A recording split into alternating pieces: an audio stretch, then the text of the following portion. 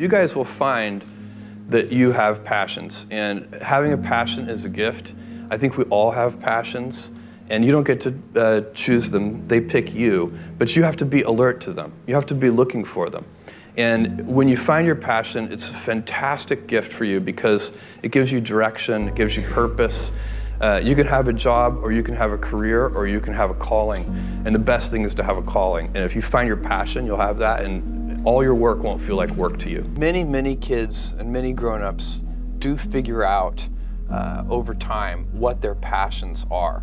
And sometimes we let I don't think it's that hard. I think what happens though sometimes is that we let our intellectual selves overrule those passions.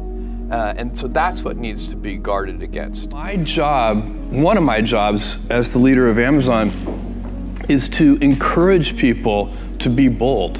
And people love to focus on things that aren't yet working. And that's good, it's human nature. That kind of divine discontent can be very helpful.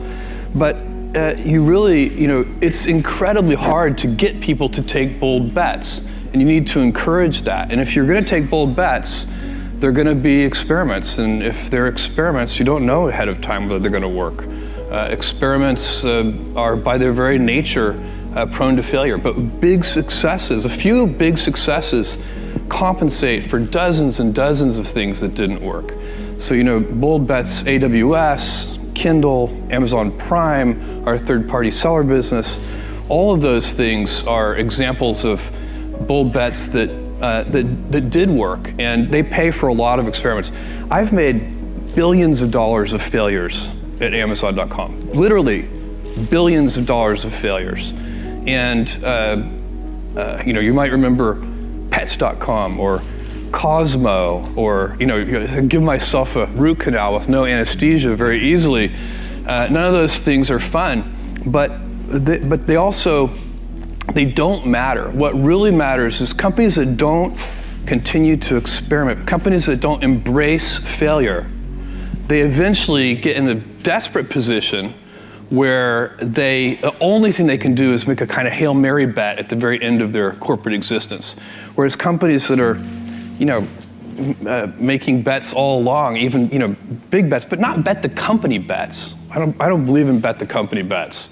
That's when you're desperate. That's the last thing you can do. It's not, you could be out of work and have terrible work-life balance. Even though you've got all the time in the world, you could just feel like, oh my God, I'm miserable, and you would be draining energy.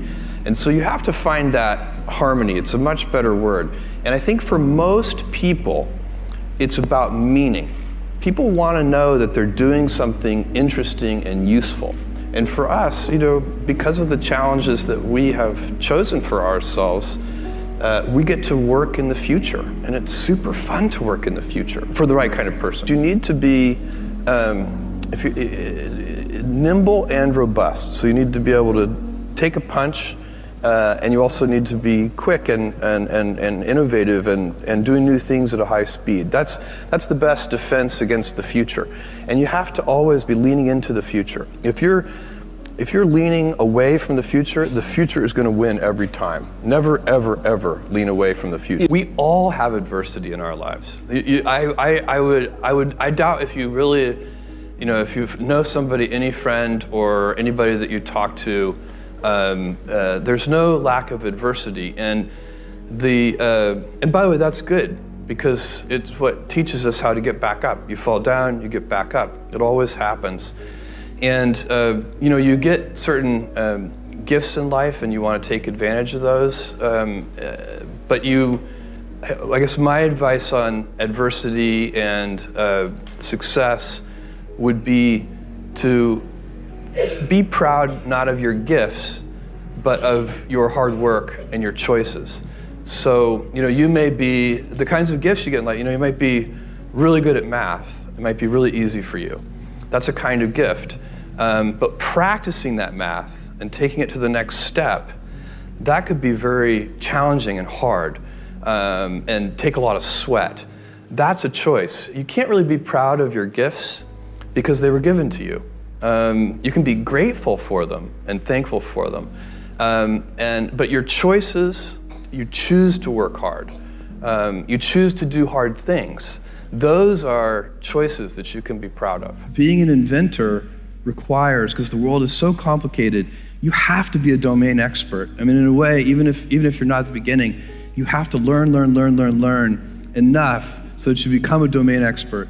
But the danger is once you become a domain expert, you can be trapped by that knowledge. And so inventors have this paradoxical ability to have that 10,000 hours of practice and be a real domain expert and have that beginner's mind. Have that look at it freshly, even though they know so much about the domain. And that's the key to inventing. You have to have both. And I think that is intentional. I think all of us have that inside of us, and we can all do it, but you have to be intentional about it. You have to say, yeah, I am going to become an expert, and I'm going to keep my beginner's mind. You can't skip steps. You have to put one foot in front of the other. Things take time. There are no shortcuts. And but you want to do those steps with passion and ferocity. It's easy to have ideas. It's very hard to turn an idea into a successful product. There are a lot of steps in between, and it takes persistence, relentlessness.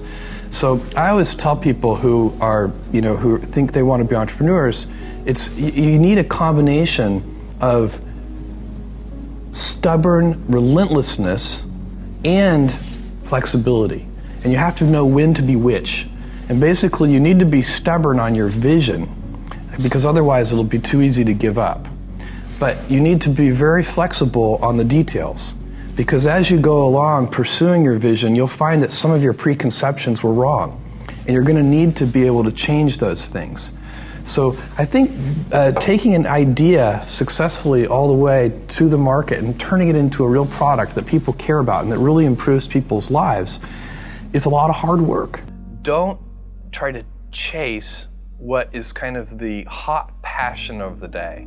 I think we actually saw this, I think you see it all over the place in many different contexts, but I think we saw it in the internet world quite a bit, where at the sort of peak of the sort of internet mania in say 1999, you found people who were very passionate about something. They kind of left that job and decided, I'm going to do something in the internet, because it's it was almost like the the 1849 gold rush in a way. I mean, you find that people, if you go back and study the history of the 1849 gold rush, you find that at that time everybody who was within shouting distance of California was, they might have been a doctor, but they quit being a doctor and they started panning for gold. And that almost never works.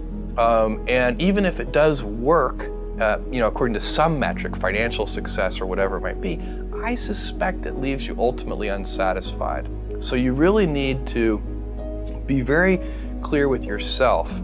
And I think one of the best ways to do that is this notion of projecting yourself forward to age 80, looking back on your life and trying to make sure you've minimized the number of regrets you have. That works for career decisions, it works for family decisions. Do you want, I have a 14-month-old son, and it's very easy for me to, if I think about myself when I'm 80, I know I want to watch that little guy grow up. And so I don't want to be 80 and think, shoot, I missed that whole thing and I don't have the kind of relationship with my son that I wished I had, and so on and so on. So if you think about that, so I guess another thing that I would recommend to people is that they always take a long-term point of view. And I think this is something about which there's a lot of controversy. There's a lot of people, and I'm just not one of them, believe that you should live for the now. I think what you do is you think about the great expanse of time ahead of you and try to make sure that you're planning for that in a way that's going to leave you ultimately satisfied. So this is the way it works for me. And I mean, everybody needs to find that for themselves. So I think there are a lot of paths to satisfaction, and you need to find one that works for you.